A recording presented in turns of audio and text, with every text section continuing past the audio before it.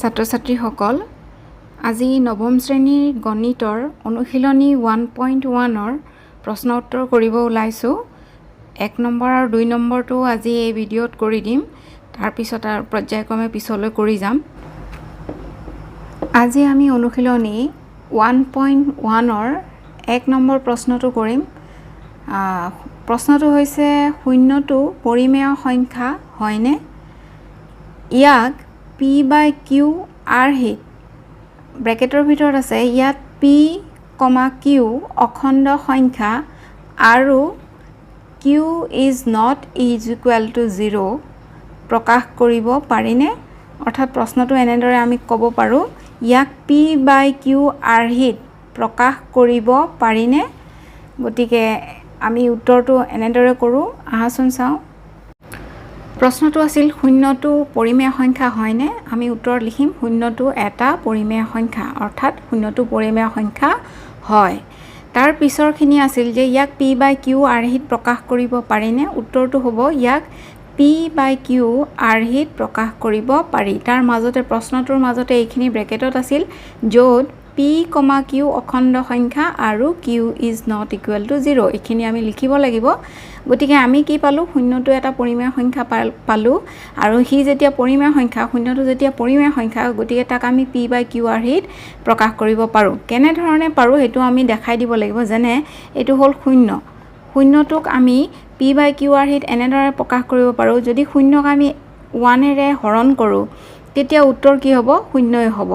গতিকে ইয়াৰ এইটো P হ'ল আৰু তলত 1টো কি হ'ল?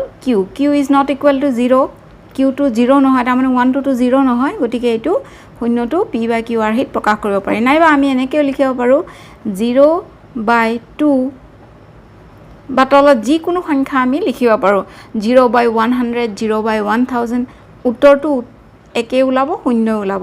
আৰু তলত যিটো থাকিব সেইটো Q থাকিব, আৰু ওপৰত যিটো হ'ব সেইটো P হ'ব। এতিয়া Qটো কেতিয়াও কি হৈছে? 0 হোৱা নাই। গতিকে 0 বা শূন্যটো এটা পৰিমেয় সংখ্যা হয়, আৰু তাক আমি কি কৰিব পাৰোঁ? P by Q আৰ্হিত লিখিব পাৰোঁ। ইয়াত 2 নম্বৰ প্ৰশ্নটো হৈছে 3 আৰু 4ৰ মাজত থকা 6টা পৰিমেয় সংখ্যা উলিওৱা। প্ৰশ্নত আমাক 6টা পৰিমেয় সংখ্যা উলিয়াব দিছিল, গতিকে আমি লিখিম আগতে 6 আৰু আমি নিয়ম মতে 1 এটা যোগ কৰি দিম। তো 6 1 কিমান হয়? 7 হয়। আৰু আমাক কি কি সংখ্যা দিছিল? এটা দিছিল 3, আনটো দিছিলে 4।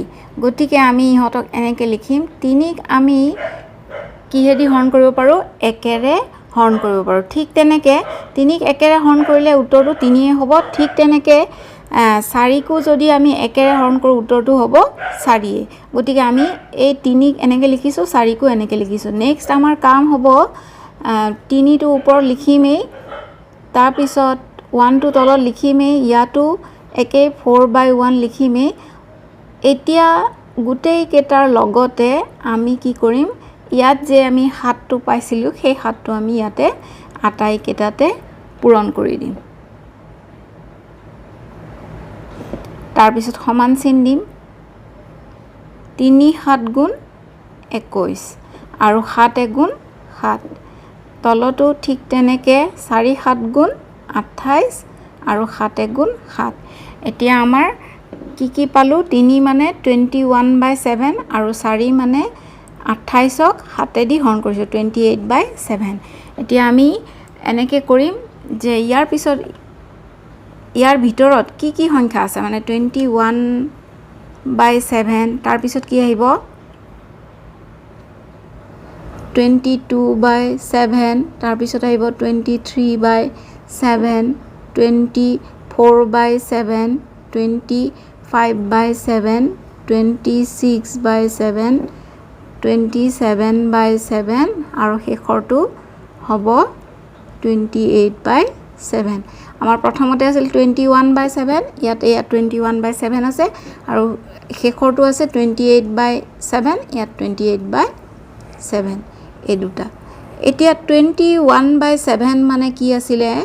3 আছিলে, বাকিখিনি একেই থাকিব আৰু 28/7 মানে কি আছিল 4 আছিল 28/7 মানে 4 আছিল গতিকে আমি ইয়াৰ তলত 4 লিখিলোঁ এতিয়া 3 আৰু 4 ৰ মাজত কেইটা পালোঁ চাওঁ আমি 1 2 3 4 5 6 ছটা আমাক উলিয়াব দিছিল গতিকে আমি কেইটা পালোঁ 6টা সংখ্যা পালোঁ এনেকৈ 22/7 এই আটাইবোৰ এনেকৈ লিখি ল'বা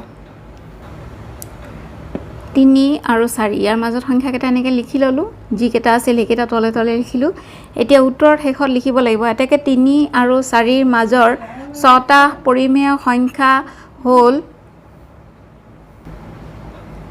22/7, 23/7, 24/7, 25/7, 26/7, 27/7 এইটোৱে হ'ল আমাৰ উলিয়াবলগীয়া উত্তৰ 1 2 3 4 5 6 ছটা আমি পৰিমেয় সংখ্যা এনেদৰে পালোঁ